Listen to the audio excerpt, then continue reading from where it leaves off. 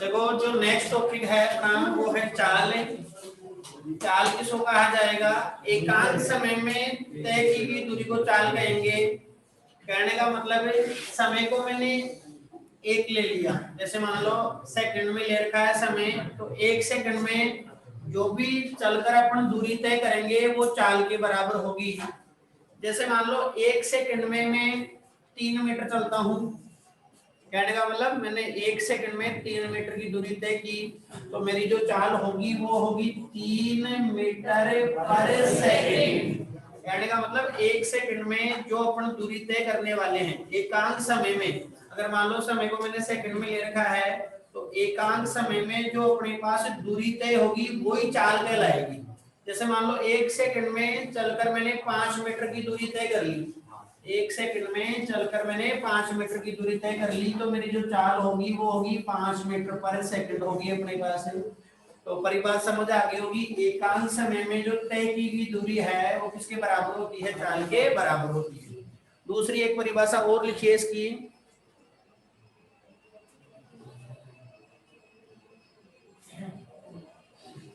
दूसरी एक जो परिभाषा है वो और लिखी गई है, दूरी में समय के साथ परिवर्तन की दर। मतलब जो चाल होती है वो परिवर्तन की दर होती है कि दूरी में समय के साथ कितना परिवर्तन हुआ। तो ऐसे भी कह सकते हैं, या फिर अगर मान लो समय को अगर अपन एकांक ले ले, समय को अगर मान लो अपन एकांक ले ले तो चाल किसके बराबर हो जाएगी? दूरी के बराबर हो जाएगी। जैसा कि मैंने तुम्हारे को बताया भाई, मैंने एक सेकंड में चलकर 3 मीटर की दूरी तय की, तो मेरी जो चाल है वो है 3 मीटर पर सेकंड। मान लो मैंने एक सेकंड में चलकर 5 मीटर की दूरी तय की, तो मेरी जो चाल होगी वो होगी 5 मीटर पर सेकंड। इस तरह से अपन चाल को परिभाषित कर सकते हैं। फिर मात्रक की अगर अपन बात करते हैं, तो देखो ऐसा ही मात्रक पत्ती में जो चाल का मात्रक होता है वो मीटर पर सेकंड होता है। क्योंकि ऐसा ही मात्रक पत्ती में दूरी का जो मापन है वो अपन मीटर में करने वाले हैं, और समय का जो मात्रक है वो क्या होगा? सेकंड होगा, मतलब मीटर पर सेकंड होगा। सीजीएस मात्रक पत्ती में चाल के मात्रक के लिए बात करेंगे तो वो सेंटीमीटर पर सेकंड होगा। चाल अदिश राशि है, ध्यान रखना, अपन ने ये पढ़ा था कि दूरी भी अपने पास कौन सी राशि होती है? बताओ, अदिश राशि होती है। तो जैसे दूरी अदिश राशि है वैसे चाल भी क्या है? अदिश राशि है। समय भी अदिश राशि है। देखो दूरी भी अदिश राशि है, समय भी अदिश राशि है, और चाल भी कौन सी राशि है? अदिश राशि है। मतलब इनके पास दिशा नहीं होती है। नोट नंबर 2 में लिखा है चाल कभी ऋणात्मक नहीं होती। चाल कभी भी ऋणात्मक नहीं हो सकती है। क्यों नहीं हो सकती है? क्योंकि देखो चाल का सूत्र पढ़ने क्या लिखा है? दूरी बटा समय लिखा है। तो दूरी कभी ऋणात्मक नहीं होगी, समय भी कभी ऋणात्मक नहीं होगा। तो बताओ, जब दूरी ऋणात्मक नहीं होगी, समय ऋणात्मक नहीं होगा, तो चाल भी ऋणात्मक नहीं होगी। चाल हमेशा धनात्मक होगी, लेकिन समय के साथ घट सकती है। हाँ, समय के साथ घट सकती है। समय के साथ कैसे घटेगी? जैसे मान लो पहले एक सेकंड में मैंने चलकर 5 मीटर की दूरी तय की, पहले एक सेकंड में चलकर मैंने 5 मीटर की दूरी तय की, तो मेरी जो चाल है वो है 5 मीटर पर सेकंड। अगले एक सेकंड में मैंने चलकर 3 मीटर की दूरी तय की, तो मेरी जो चाल है वो है 3 मीटर पर सेकंड। तो समय के साथ घट सकती है, लेकिन ऋणात्मक वो नहीं हो सकती। समय के साथ चाल घट सकती है लेकिन ऋणात्मक नहीं हो सकती। ऋणात्मक इसलिए नहीं होगी क्योंकि दूरी भी कभी ऋणात्मक नहीं हो सकती, समय भी कभी ऋणात्मक नहीं हो सकता, तो चाल भी कभी ऋणात्मक नहीं होगी। चाल और विस्थापन, चाल, वेग, विस्थापन, दूरी, ये तुमने 9th क्लास में भी पढ़े हैं। इतनी बात समझ आ गई होगी। जगह सीधा सीधा चाल को कैसे परिभाषित करेंगे?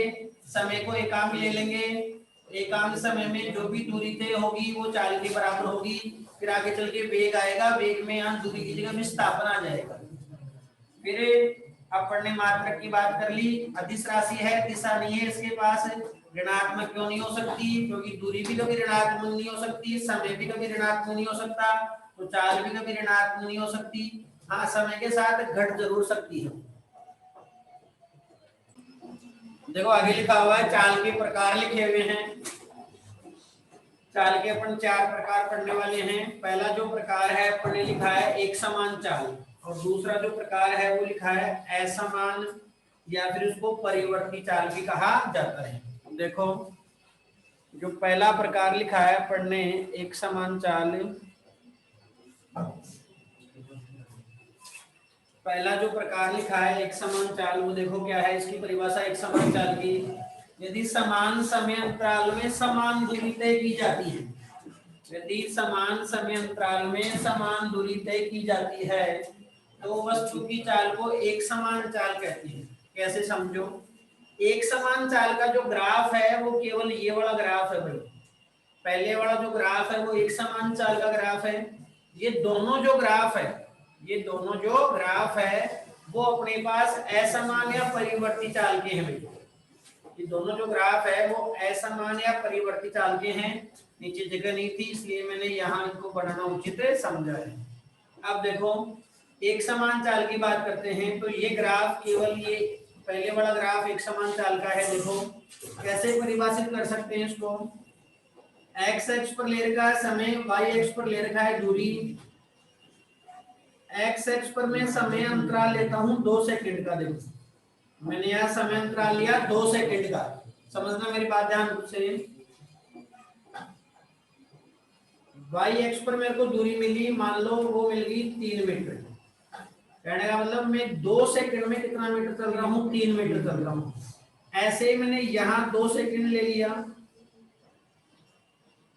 यहाँ 2 सेकंड ले लिया, तो यहाँ भी अपने को जो दूरी मिली वो कितनी मिली बताओ, 3 मीटर। ऐसे देखो आगे देखो, यहाँ जो समय अंतराल है वो अपन ने कितना ले लिया बताओ,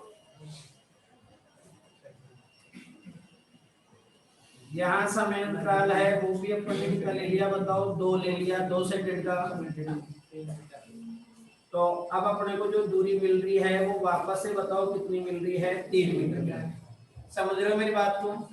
तो कहने का मतलब है कहीं पे भी अगर अपन 2 सेकंड का समय अंतराल ले रहे हैं इस पूरे ग्राफ में, देखो अगर कहीं पे भी अपने 2 सेकंड का समय अंतराल ले रहे हैं तो इन 2 सेकंड में बताओ उसने कितनी दूरी तय की, 3 मीटर।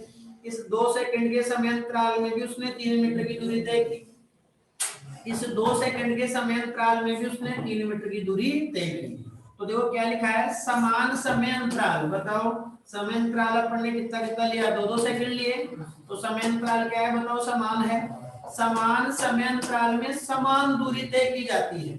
ये देखो समय अंतराल क्या है, समान है, तो दूरी भी क्या है बताओ, यहाँ समान। समान समय अंतराल में समान दूरी तय की जाती है तो वस्तु की चाल को एक समान चाल अपने बोलेंगे। समझ आ गई होगी बात। समय अंतराल समान ले रहा हूं मैं, पहला समय अंतराल 2 सेकंड का ले रहा हूं तो 3 मीटर की दूरी मिल रही है। अगला समय अंतराल भी 2 सेकंड का ले रहा हूं तो भी 3 मीटर की दूरी मिल रही है। अगला समय अंतराल 2 सेकंड का ले रहा हूं तो भी कितनी दूरी मिल रही है, 3 मीटर की दूरी मिल रही है। तो समय अंतराल समान है तो जो तय की गई दूरी है वो भी क्या है, समान है। इसको एक समान चाल कहा जाएगा। जब समान समय अंतराल में समान दूरी तय की जाती है तो वो एक समान चाल कहलाती है। समझ आ गया होगा, मैंने तुम्हारे को ग्राफ से बता दिया है कि एक समान चाल किसको कहेंगे।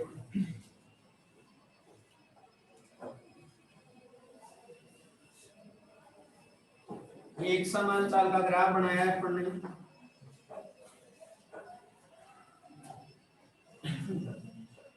आप देखो, या फिर थोड़ा सा ऐसे समझ लो इसको भाई, जैसे मान लो पहले 3 सेकंड में, उदाहरण के लिए मान लो कोई वस्तु इस तरह से चल रही है, पहले 3 सेकंड में 5 मीटर जाती है वो, पहले 3 सेकंड में वो 5 मीटर जाती है, अगले 3 सेकंड में भी वो 5 मीटर जा रही है, फिर अगले 3 सेकंड में भी वो 5 मीटर जा रही है, फिर अगले 3 सेकंड में भी वो 5 मीटर जा रही है। तो बताओ अपने पास उसकी जो चाल है वो कौन सी चाल है, एक समान चाल है। कहने का मतलब समय अंतराल देखो मैंने 3-3 सेकंड ले रखा है, तो पहले 3 सेकंड में 5 मीटर जा रही है, अगले 3 सेकंड में 5 मीटर, अगले 3 सेकंड में भी 5 मीटर, अगले 3 सेकंड में भी 5 मीटर। तो कहने का मतलब समय अंतराल समान है तो तय की गई अगर मान लो दूरी भी समान है तो अपने पास वस्तु की जो चाल है वो कौन सी चाल है बताओ, एक समान चाल। फिर आगे चलते हैं, दूसरा लिखा हुआ है असमान। असमान को परिवर्ती चाल भी कहा जाता है भाई, असमान चाल को परिवर्ती चाल भी कहा जाता है। तो लिखा हुआ है जब कोई वस्तु समान समय अंतराल में, देखो इसमें दो चीजें हैं, एक बार में समय अंतराल समान ले आऊंगा तो दूरी मेरे को असमान मिलेगी, और एक बार में क्या करूंगा दूरी समान ले आऊंगा तो समय अंतराल असमान मिलेगा। देखो दो चीजें हैं, दोनों को मैं समझा रहा हूं तुम्हारे को, समझो। ये क्या लिखा है, जब कोई वस्तु समान समय अंतराल, देखो अभी समय अंतराल अपन ने समान लिया है, तो जब समय अंतराल समान है तो दूरी असमान आ रही है। देखो दो चीजें हैं, एक समय एक दूरी, एक चीज को समान ले रहा हूं, दूसरी चीज असमान आ रही है। दूसरी परिभाषा क्या है, देखो अभी दूरी क्या है, असमान है, अब जो दूरी है वो समान है, और यहाँ समय क्या था बताओ, समान था, लेकिन यहाँ जो समय है वो क्या है बताओ, असमान। समझो इस बात को कैसे, देखो ग्राफ से समझते हैं। जैसे मान लो मैंने यहाँ पहले समय को समान लिया है, ये बात को सिद्ध कर रहा हूं मैं तुम्हारे को। देखो जैसे मैं मान लो मैंने यहाँ समय का मान ले लिया 3 सेकंड ले लिया, तो 3 सेकंड में मेरे को जो दूरी मिली वो देखो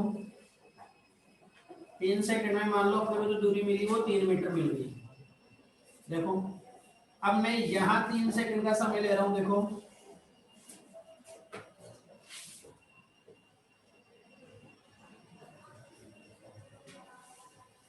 यहाँ 3 सेकंड का समय ले रहा हूं, तो यहाँ दूरी देखना जब तुम उसको मिलाओगे,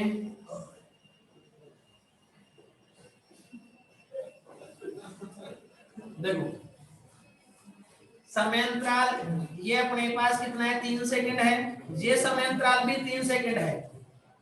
इस 3 सेकंड के समय अंतराल में दूरी अपने को 3 मीटर मिल रही थी, लेकिन इस 3 सेकंड के समय अंतराल में अपने को दूरी देखो ज्यादा मिल रही है। तो कितनी मीटर मिल गई, उदाहरण के लिए मान लो 4 मीटर मिल गई। कितने मीटर मिल गई बताओ, 4। जब तुम इस ग्राफ को बना के स्केल से अगर ऐसा करोगे, मान लो तुमने इसको भी माप लिया एक बार, उदाहरण के लिए, हालांकि ऐसा नहीं करना है, इसको भी माप लोगे, जितना ये है उतना ये लोगे, तो फिर यहाँ जो तुम्हारे को y x पे जो मान मिलेगा वो अलग अलग मिलेगा, y x पर जो मान मिलेगा वो अलग अलग मिलेगा।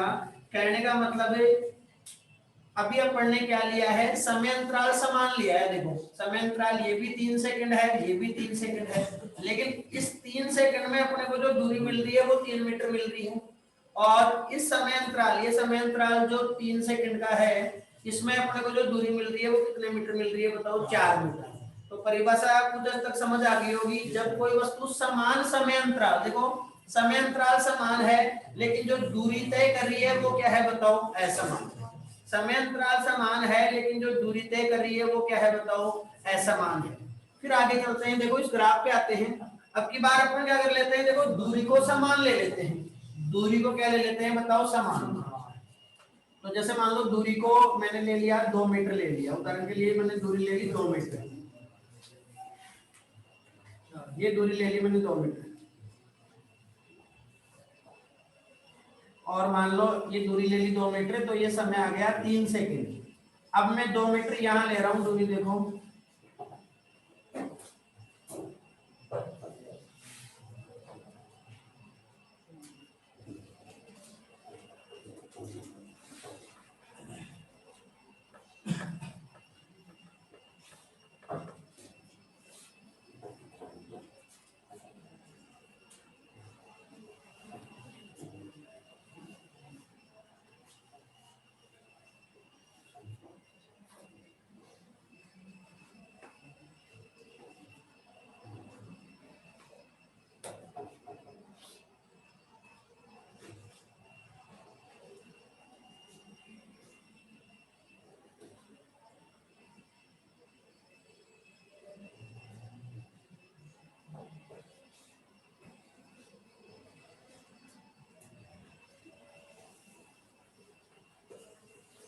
देखो अंतर तुम्हारे को दिख रहा होगा। यहाँ मैंने दूरी 2 मीटर ली है, यहाँ भी मैंने दूरी 2 मीटर ली है।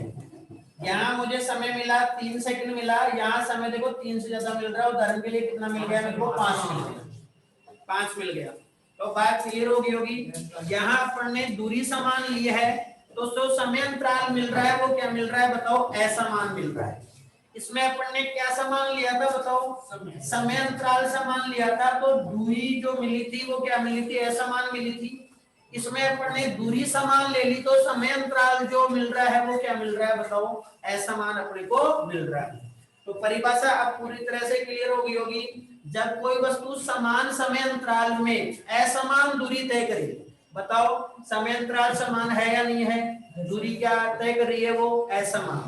फिर आगे चलते हैं, या समान दूरी, देखो दूरी बताओ समान है या नहीं है, या समान दूरी असमान समय अंतराल में तय करती है। दूरी समान है लेकिन समय अंतराल क्या है बताओ, असमान है। तो ऐसी चाल को अपन क्या कहने वाले हैं बताओ, असमान या परिवर्ती चाल। ग्राफ से क्लियर हो गया होगा असमान या परिवर्ती चाल कैसे होगी। एक बार में दूरी समान लेनी है तो समय अंतराल असमान आएगा अपने आप ही।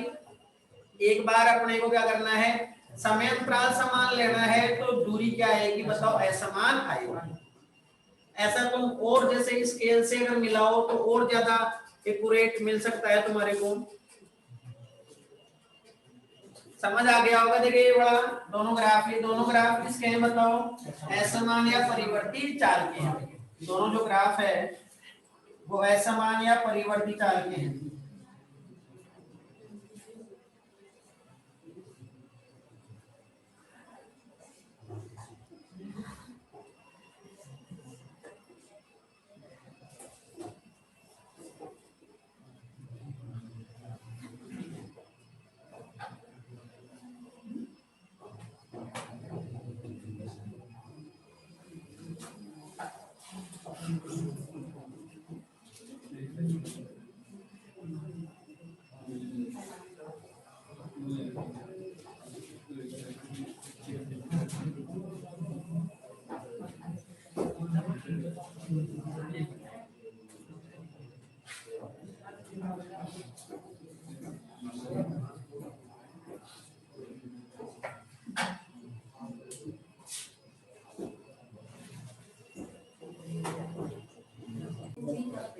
देखो चाल का जो अगला प्रकार है वो औसत चाल है।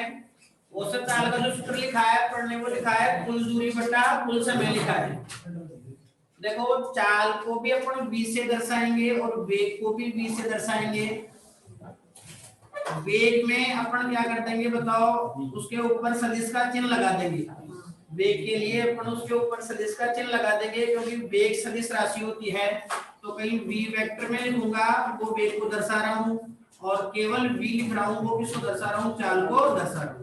तो यहाँ लिखा है v औसत, मतलब औसत चाल की बात हो रही है। डेल्टा एस, एस दूरी के लिए आया है। अब दूरी के लिए तुम डी भी काम में ले सकते हो, ऐसा कुछ नहीं है, एस भी काम में ले सकते हो, दोनों में से कोई सा भी काम में ले लो। ज्यादातर में एस ही काम में लूंगा है ना। तो ये कुल दूरी हो गई अपने पास, ये कुल दूरी होगी। अब डेल्टा डी लिख दो या डेल्टा एस लिख दो, मैं डेल्टा एस लिखूंगा। अब समझो इधर ध्यान लगाओ, ये होगी कुल दूरी और ये हो गया कुल समय। तो कुल दूरी बटा कुल समय किसके बराबर हो गया, औसत चाल के बराबर हो गया।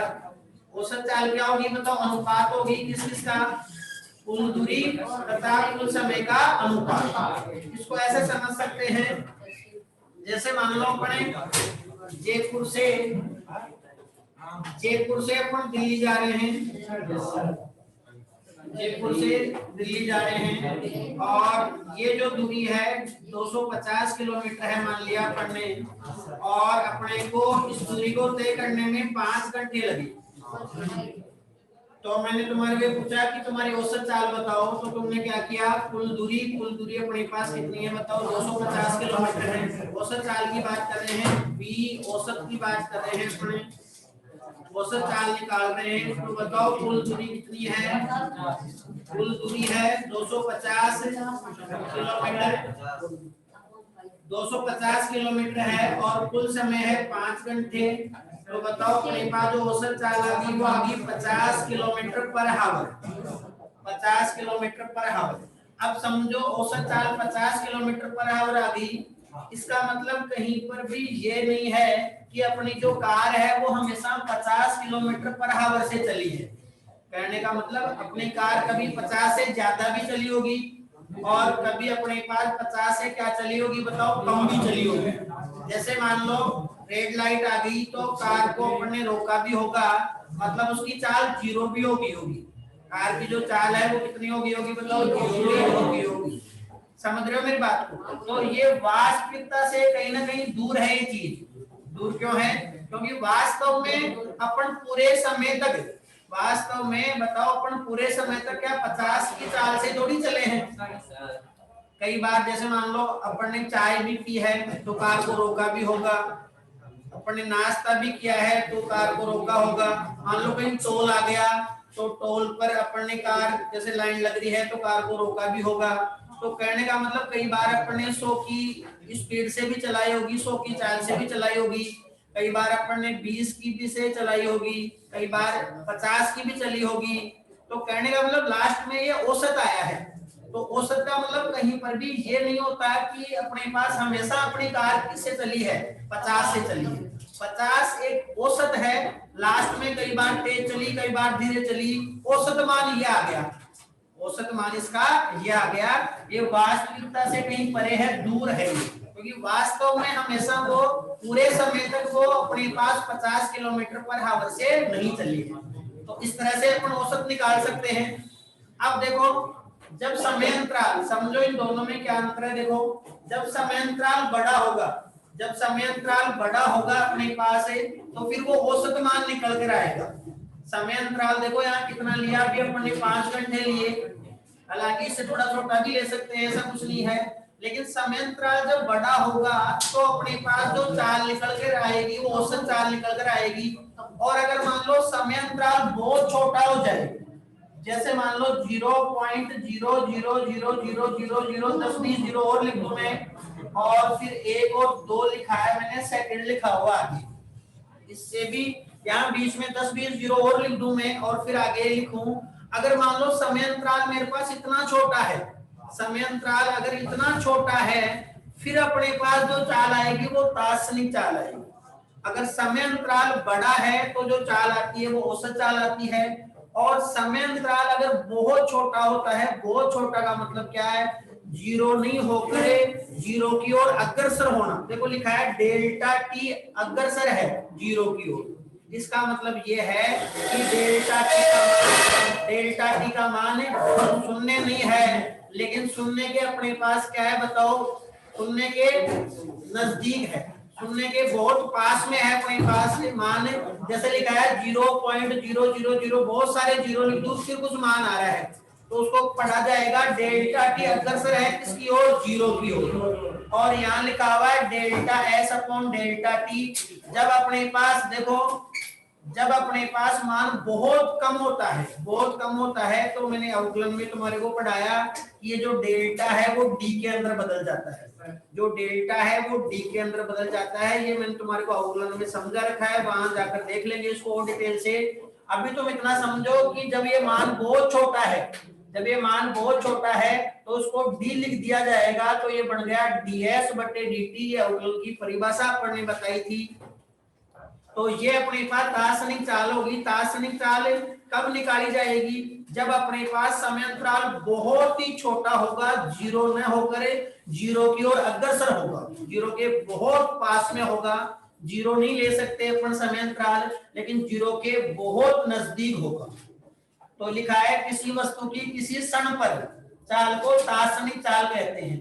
अब दार्शनिक चाल कहां से पता पड़ेगी, वाहनों में जो स्पीडोमीटर होता है, वाहनों में जो स्पीडोमीटर होता है वो दार्शनिक चाल को ही मापता है भाई, क्योंकि जिस समय तुम देखोगे वो उसी समय की चाल बताएगा तुम्हारी। जिस समय तुम स्पीडोमीटर को देख रहे हो वो उसी समय की चाल तुम्हारे को बताएगा। तो वाहनों में जो स्पीडोमीटर होता है वो दार्शनिक चाल मापता है, न कि वो औसत चाल। औसत चाल तो अपन निकालने वाले हैं कुल दूरी बटा कुल समय करके।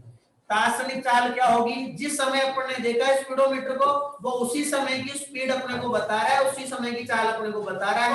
तो दार्शनिक चाल वाहन का स्पीडोमीटर बताएगा और औसत चाल अपन निकाल लेंगे कुल दूरी बटा कुल समय। मेन जो दोनों में अंतर है मैंने तुम्हारे को बता दिया। समय अंतराल अगर बड़ा है तो औसत चाल आएगी, समय अंतराल जीरो न होकर जीरो के बहुत पास में है तो फिर वो दार्शनिक चाल आएगी। आगे वाली क्लास में तुम्हारे को और भी फील दिलाऊंगा कि कैसे औसत चाल होती है, कैसे तात्क्षणिक चाल। थोड़ा बहुत समझ आया होगा इसमें परिभाषा के अनुसार भाई औसत कैसे निकालते हैं, तात्क्षणिक कैसे निकालते हैं। आज के लिए इतना ही। Okay, thank you.